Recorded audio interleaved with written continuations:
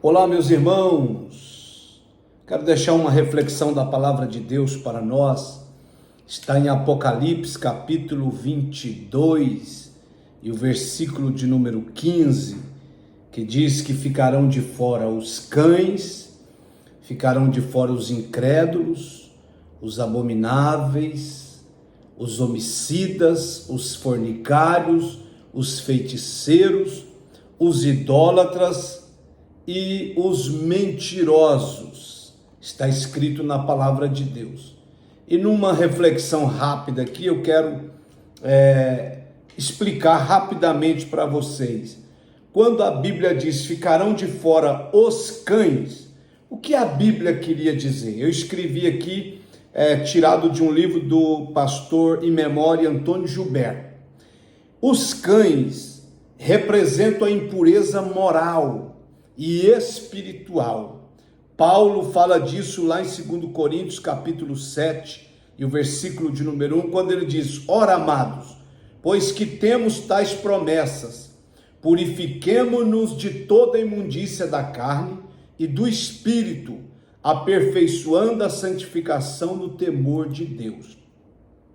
Então, os cães ficarão de fora. Os cães representam a impureza moral e espiritual. No caso, era dos gentios, que não detinham a promessa.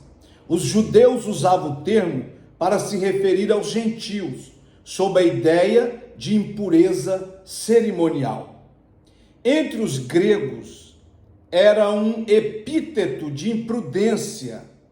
O apóstolo Paulo empregou o vocábulo cães em relação aos maus obreiros que pervertiam a sã doutrina.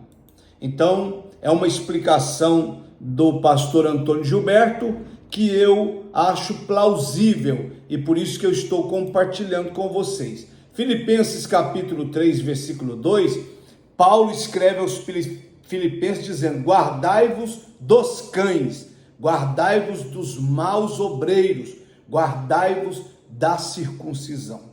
Então Paulo se referia aos cães para a igreja como maus obreiros, obreiros pervertidos, obreiros que tinham perdido o temor de Deus. Então por isso que ele diz: os tímidos ficarão de fora, os tímidos. Alguém poderá pensar que o juiz será rigoroso ao extremo ao sentenciar tímidos ao inferno.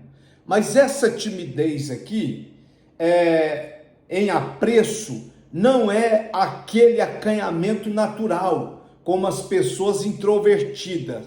O termo empregado grego, deilos, implica pelo menos duas atitudes negativas. Os tímidos, segundo a Bíblia, vergonha de ser reconhecido como cristão, modo de testemunhar. Então, baseado na Bíblia, esse tímido é vergonha de ser reconhecido como cristão, como servo de Deus. É aquele crente que tem vergonha de se identificar como um verdadeiro servo do Senhor. É aquele que você cumprimenta ele no banco, no meio da multidão, na praça, no centro, a paz do Senhor, e ele diz: passou. Ele tem vergonha, então esse está correndo um risco sério. Ficarão de fora também os incrédulos. O adjetivo apistóis significa incrédulo, infiel, descrente, cético. Então, os descrentes, os infiéis, os céticos ficarão de fora do céu, das glórias eternas de Deus. O céu é para quem acredita. A Santa Jerusalém, a Nova Jerusalém, é para quem acredita. A glória eterna é para quem acredita. Se você não acredita, é infiel, é descrente, é cético, o céu não é para você. 1 Coríntios capítulo 6 e o versículo 6 deixa bem claro para nós o que a Bíblia está dizendo. 1 Coríntios 6, versículo 6 diz: mas o irmão vai a juízo com o irmão, e isto perante infiéis, ou seja, incrédulos, né? Outra que os abomináveis ficarão de fora da glória eterna. O que é abominável? O termo abominável é sinônimo de repugnante, detestável, odioso, que faz alguém se afastar como de um mau cheiro. Está associado à idolatria, impureza e mentira. Então, os abomináveis são os idólatras, são os que estão mergulhados em todo tipo de impureza e são os que estão mergulhados em mentiras. Isso fede no mundo espiritual. É pior do que um mendigo, é pior do que uma carcaça. Então, os abomináveis não herdarão o reino de Deus. Eles são repugnantes, detestáveis, odiosos. Eles não herdarão o reino de Deus. Outra coisa que fala o versículo: ficarão de fora do céu os homicidas. De acordo com o Código Penal vigente em cada país, quem comete um homicídio com intenção de matar, se julgado e condenado, pode ser submetido à prisão perpétua ou até a pena de morte, aonde se tem. Mas qual é a pena para quem mata espiritualmente alguém? O crente que permanece nessa prática está sujeito à pena capital do sofrimento eterno, constante do Código Divino. Pois a Bíblia diz para nós, em 1 João, capítulo 3, e o versículo 15, 1 João, capítulo 3, e o versículo 15 diz assim: qualquer que odeia seu irmão é homicida, e vós sabeis que nenhum homicida tem a vida eterna, permanecendo nele. Então, os homicidas, tanto materialmente, fisicamente, espiritualmente, pagarão um preço terrível. Se ele não arrepender verdadeiramente dos seus pecados e se lançar a Jesus, ele será condenado eternamente, porque o céu não cabe. Ficará de fora também os feiticeiros. Este termo é parmakóis no grego, também é vasto em sua aplicação. Pode envolver-se o manuseio de drogas e poções e outras coisas do mundo espiritual, do lado negativo, centros que invocam demônios, que fazem bruxarias, vudus, invocação de espírito, emprego de diversas formas de adivinhação e uso de amuletos e talismãs. Isso é considerado feitiçaria. E a Bíblia diz que os feiticeiros não herdarão o reino de Deus.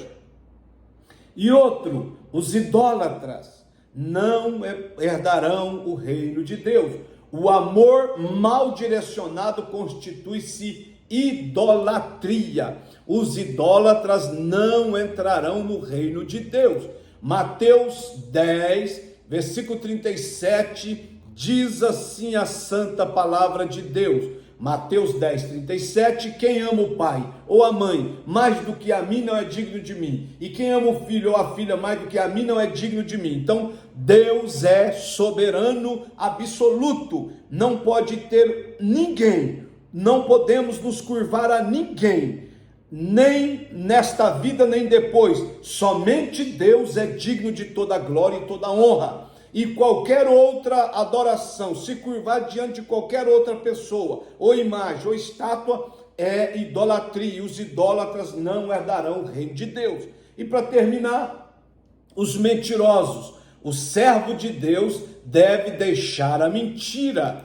Paulo fala bem claro em Colossenses capítulo 3 e o versículo 9, quando ele diz assim, olha, não mintais uns aos outros, pois que já vos despiste do velho homem com seus feitos. Não podemos mentir. Os mentirosos não herdarão o reino de Deus.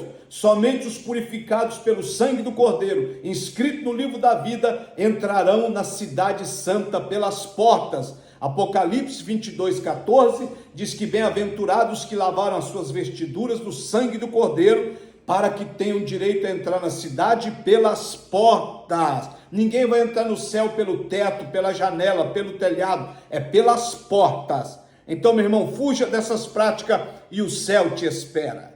Deus te abençoe.